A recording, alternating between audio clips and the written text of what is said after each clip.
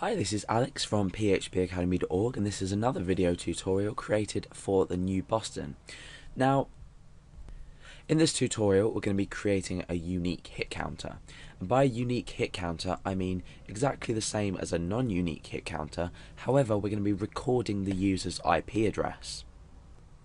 And by recording the user's IP address we're going to get a lot more accurate figure. It won't be entirely accurate because IP addresses obviously do change, but we're going to get a lot more accurate figure as to how many unique visitors we have taken on our website, so how many people have visited uniquely. So as per the last tutorial, the non-unique hit counter, if you've already watched it, we've got an index.php file, account.php file and account.txt file. Now we're also going to have to include a new file, and that is going to be called, let's just save this file out, that's going to be called ip.txt. So we're going to have IP addresses in here of users that have visited the website that are going to be stored every time they visit. So the first thing we're going to do is we're going to counter hit, but then we're going to take their IP address and we're going to store it in this file on a line by line basis. So we'll have, say, 127.0.0.1, and then we'll have another IP address on the next line, and we'll have so on and so on. So for now I'm going to leave this blank. The first thing we need to do though, before we do anything, is we need to check that the IP address doesn't already exist. Now we can use the file function in PHP to check or to read in a file on a line by line basis, which is then stored in an array. And what this does is it allows us to take each IP address on each line and carefully check each one on each line. So it's it's a really easy way of doing things. So the first thing we're going to do inside count.php is we're going to create a function called hit_count, and this is going to be called from index.php every time. So we have the freedom, we're including this count file, we're going to include count.php, and then we're going to have the choice if we want to hit count or not. So we can include it, but then we can use it, we could use it, say, inside an if statement, or say if a particular user is using the Chrome web browser, then we can count. So there's a variety of ways, a variety of benefits of using a function. So let's just call this function for now, so later on we can test it correctly. So in count at the moment there's a value of 0. In IP we don't have any IP addresses. So the first thing I want to do is establish the user's IP address. Now I'm going to be using a simple way to grab the user's IP address, and that is using the $_server predefined variable, and we're using remote address. So this is some environmental information about the user. So let's just echo this out, and we can see that that's going to produce my IP address. There's another tutorial on this if you haven't already watched it, and there's also another tutorial about how to properly detect the user's IP address.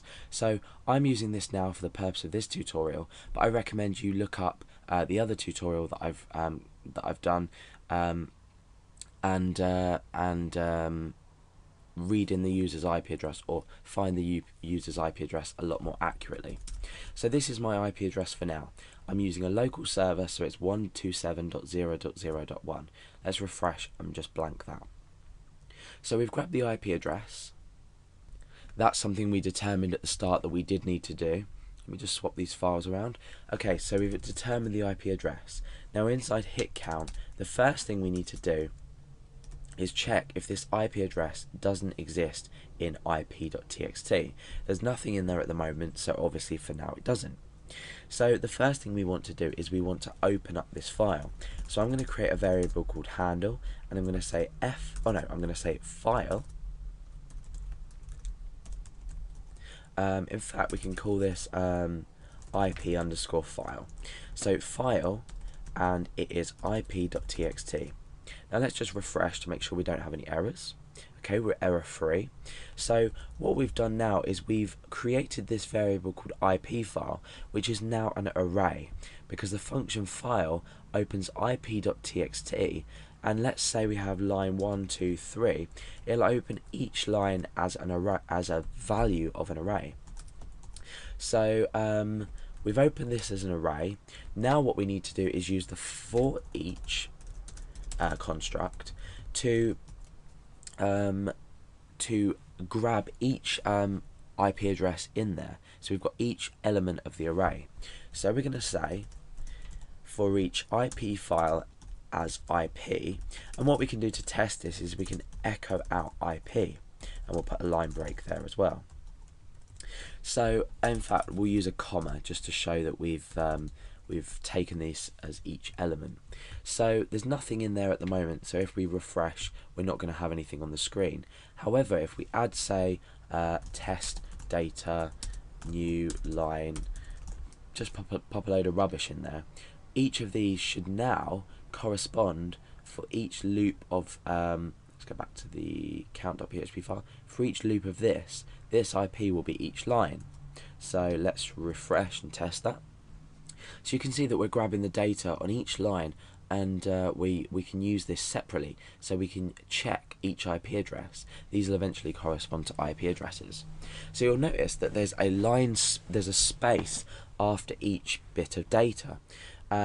Let's just change these to IP addresses so we've got a more realistic representation. Okay, so let's refresh. Okay, so we've got a space after here. Now you've noticed that we've not actually specified in here that we want a space after it. We've concatenated on this straight away, and that's because when we're reading it in on a line-by-line basis, there's always a space after each element in this array. So what we need to do is we need to use the trim function here to remove the white space from the left hand side and the right hand side, just in case there is any white space. Now let's refresh, and you can see that that white space has in fact gone.